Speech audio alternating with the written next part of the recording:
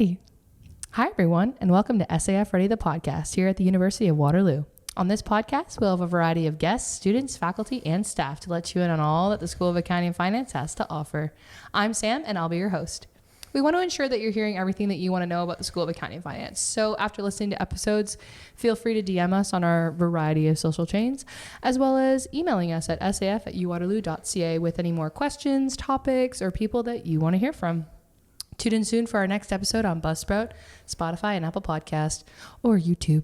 Honestly, any platform offering a podcast, you can most likely find us. Today we have Keidon, our competitions coordinator at SAF. Thanks so much for coming on, Keidon. Thanks for having me. Absolutely. We're just going to dive right in. So basically, what is your role at the School of Accounting and Finance with being a competitions coordinator? Yes. So the official title is competitions coordinator. Yeah. And what I do is I oversee the registration process and also the promotion process of all internal and external SAF competitions. Okay. So the promotion process can be from good luck posts on social media or congratulations posts after the results or a blog about the students' experiences during the competition. And we'll promote that on our website and on social media. So that's kind of the process in terms of promotion. But Okay. for internal competitions, I actually set up the events as well. So Okay, yeah, because I've seen you and you're like here at like when you have like day events, he's here at like 7 a.m. guys, and I don't wake up before 9 a.m. So like, okay, Only that's a not true couple because my start time is 8:30. Just kidding. I don't know. only a couple times. It's not too bad. I know, but I'm like, I applaud you every time. I'm like, oh, that's so impressive because it takes some work ethic. So 10 out of 10 to you. So that's just the competition side. Yeah. I also do administration for the Student Investment Fund, Student Venture Fund, and another course here in AFM. Oh, yeah.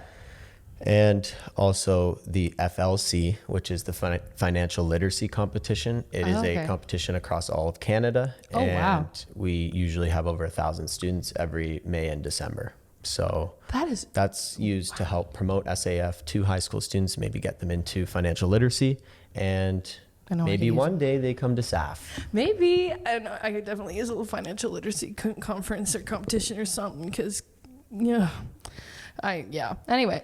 And I'll leave it at that. And leave it at that. 10 out of 10. We love to hear that. But yeah, that's really cool. Actually, I'll probably dive into more stuff after that. But yeah. So why do you think that students should be a part of competitions? I feel like we kind of hear about it a lot, especially like because a lot of students here participate in like students in like, I feel like you always hear like the classic, like, oh, like an engineering competition. So like what's like a SAF competition and why would kids be interested in being a part of it? Well, for the most part, most of the competitions are stock pitch competitions. So what the students do is they're assigned a certain stock. Sometimes it can be different for each student group in the competition. And then they pitch to investors or just a group of judges why they should invest in that stock or not. Okay. And it's a huge process. It's not that simple. Yeah, I can imagine it's probably a little more extensive. But so it's a great experience for the real world. Also, you're getting out of your comfort zone and you're forcing yourself to do something that's not just sitting in the classroom and listening to a professor talk to you. Mm-hmm. And you're under pressure in these competitions. And sometimes in the real world, you can be under pressure as well. So it's great for preparation. Yes. I just kept thinking, under pressure. But yeah, no, that's so true. I feel like there's always so much like we can learn from and like how we're going to be like in the real world in the classroom. Like I feel like we're just like so used to like the sitting, listening, doing work. When it becomes like a time where it has to be in your own hands, it's kind of nice that we have things like this to like push us to do stuff like that, which is pretty cool. Yes. But yeah, so basically how do like they go about like joining competitions? Like, is it kind of like an application process? Like what's kind of the whole deal? On the competition's webpage, which is probably where you're watching linked this video in the now. Description. Check it out. Yes. There is a competition subsidy application form. Okay. So these students can apply through there, pick which competitions they're interested in. And we have info on each competition on our competition's webpage. Yeah. So they can, check them out and see which ones that they're interested in. Which one's catching your eye? They can pick like 5 different ones, say, hey, I want to be a part of these 5.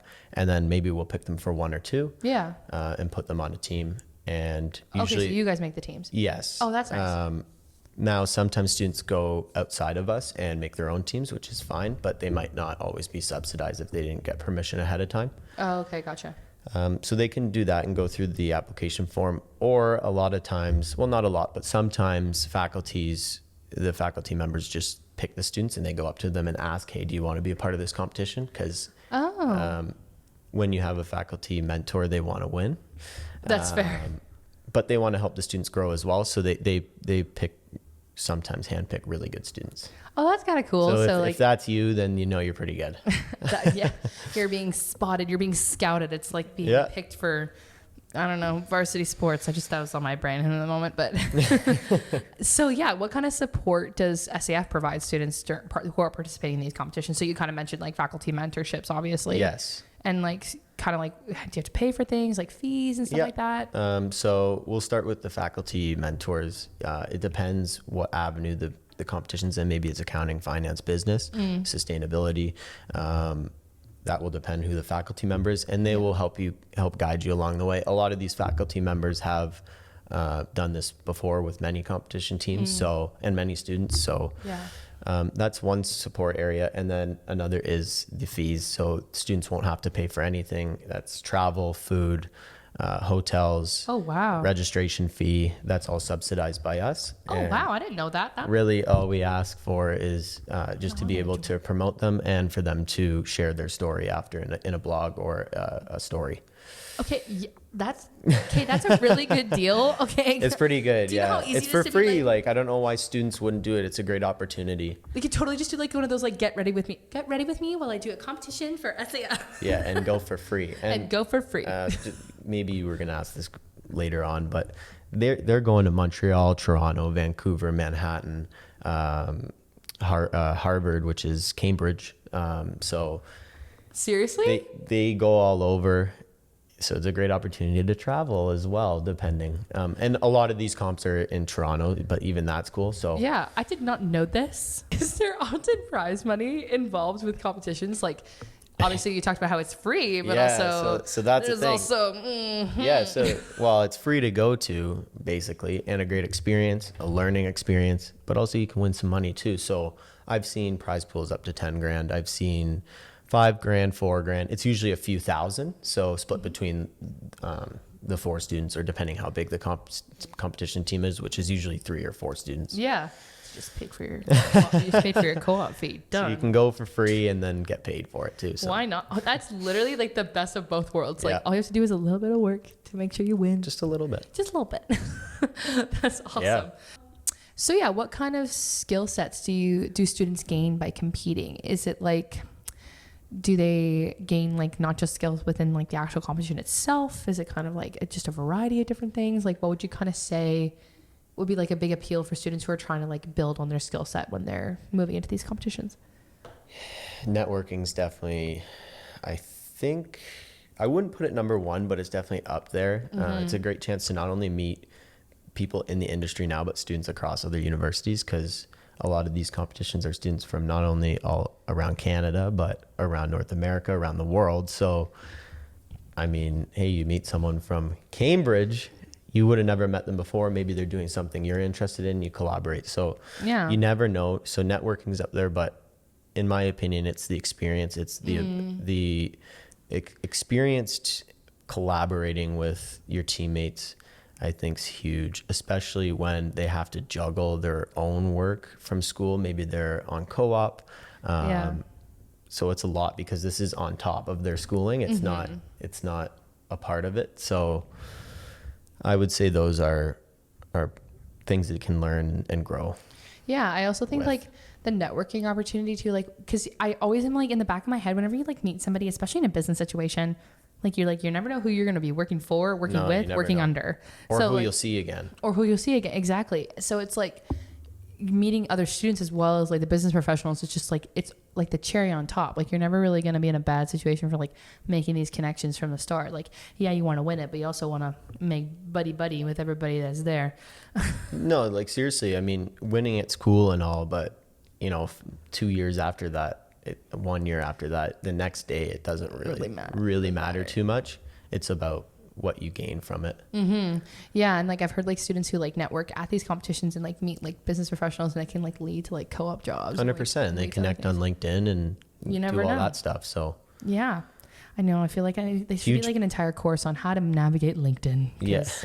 I feel like you always hear like, message me on LinkedIn, add me on LinkedIn. And I'm like, I need an entire course. We actually do have that at SAF. Wait, you're kidding me? Yeah, it's called Co-op Ready, but we can talk about that a different time. What the heck? We got some of the bases covered, maybe not all of them. That's awesome. Okay, so you kind of dove a little bit into specifics of the competitions. Do you want to talk about like ones that can be specifically, especially for like our students who are in SFM? Do you have any like specific competitions that would really kind of orient with them? I know there was like an ESG one a little while ago. So two that we subsidize is the John Molson Sustainability Case Competition, which is in Montreal. So that's one. Pretty. And then, so great opportunity for students. And then another one is the A4S case competition, which is related to sustainability. Okay, cool. And we have sustainability profs that help mentor students for that one. Yeah. And we've competed in it before. So that's pretty cool. Okay, awesome. Yeah. It's nice. In regards to sustainability, I know it's a new program, but there are competitions related, and you don't have to just go into a sustainable or sustainability related competition. Oh, yeah. They can go into a business one as well. Absolutely. Or accounting. But in terms of sustainability, we do have options. Okay. So yeah. And so kind of more into like just general competitions. So they're like our accounting competitions versus like finance ones. And business ones. Yeah. It varies. Yes. Okay. So like what are the ones that are kind of coming up the next like little bit? Well, I can tell you ones that we just had was the Investment Research Challenge. Oh, I did see them. I saw people all walking around the school in suits, and I was like, I'm wearing my business casual clothes. I feel very underdressed today. Yes. And that one was actually, they had to evaluate a Tesla stock. So interesting. Okay, cool. That's awesome. Well, 10 out of 10. And then you said that they're prepping for the literacy conference, which is coming up in the win. Financial literacy competition. Dang it, I had it. Almost. But I didn't have it. We can go into that. Yeah, do you want to? Yeah, go for it. Sure. Every December and May is the financial literacy competition. If I were a high school student, I'd want to be a part of that. And the reason I say that is not because I work here. It's because I don't feel like I was taught much about financial literacy in high school. I don't know about you, Sam. No, I know it. X equals whatever MX. I can't even do it. So that's Y equals MX plus B. That's about it. Yeah. So no. So no. Yeah. So it's just because we're not being provided it in high school, you kind of got to go outside. Mm-hmm. And this is a chance. And with the financial literacy competition, it's up to the teachers to register. Okay. So students can bring it up to their teachers, but it is up to them to register their class. And they just do the test online in their own high school classrooms with their teacher supervising. Oh, nice. And yeah, there's a junior and senior test. So you have a chance to win either or. And what you win is if you are a senior or a junior and you come first place, which is extremely hard to do because there's like over 1,000 students. Yeah. You get $750 towards your retirement savings. Oh, that's so cool. And you get, it is a financial literacy. That's so smart though. That's so smart. You get, I think, $75 on top of that for being on the honor roll, which all top 10 students in each grade get. Oh, cool. Yeah. That's really cool. There's a lot going on. There's so much. You are busy. Oh my goodness. I didn't get into the whole role, but part of it. No, yeah. And can students also compete within in the SAF, also compete in competitions that are not necessarily specific to accounting finance? Like I know I kind of brought it up earlier, but like there's competitions that are like more oriented like the entire university.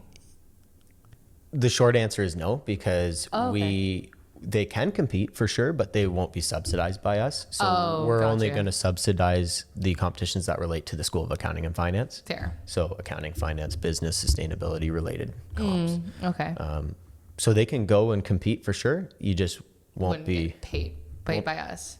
Wouldn't be reimbursed. Okay. Gotcha. Cool. But they can still compete and win money and get reimbursed that way. Yeah, reimbursed that way. Yeah, I know. Because I remember seeing one of our, I think it was on Instagram, saying one of our students was like a part of like a, it was a architectural like competition, I think. And it was like, and like they were the chief of finance, a part of that, like the financial analyst on that particular team. But it was like, so there was like an engineering student and there's like a whatchamacallit, like an economics student and stuff like that. There's different people.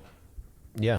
Yeah. So that's a good segue into if students want to compete in competitions that aren't necessarily a part of our list that we say are subsidized, they can find those competitions on their own, notify us, and we can determine if we'll subsidize the competition or not if it relates to SAF. Oh, okay, cool. So like if like what they're doing is like closely enough, like not necessarily promoted by us, but like close enough that you're like, oh, I think this is like worth the pitch. Yeah, I mean, there's so many competitions. We don't have them all on our competition list on the website. So students are allowed to go out and find their own. Yeah. It's just we have to give approval that we'll subsidize it. Yeah, that's because it's related to SAF. Well, it's nice. You can't do like a sport competition and then ask us to subsidize it, right? What are you talking about? It was a ring toss. I was going to win. I was kidding.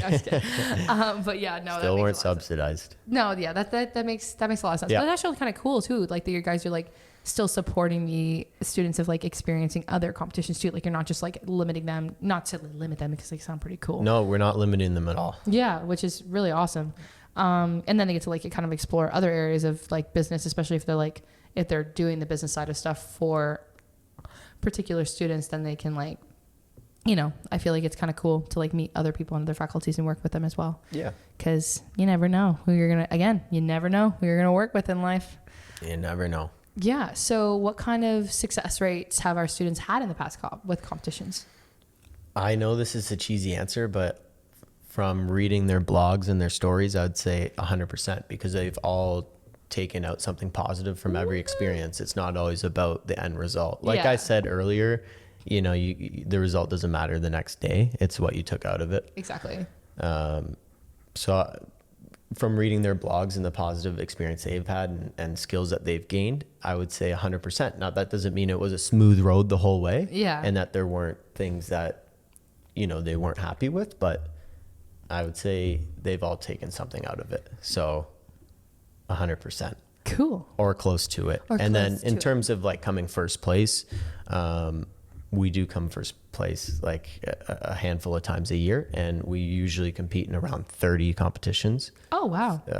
Throughout the year. Cool. And we'll have 1 to maybe more teams, depending if it's internal. Like if it's an internal comp, we had 70 SAF students competing for $4,000. Oh, okay. Have any students competed in international competitions? Like I know you kind of touched on it earlier, but.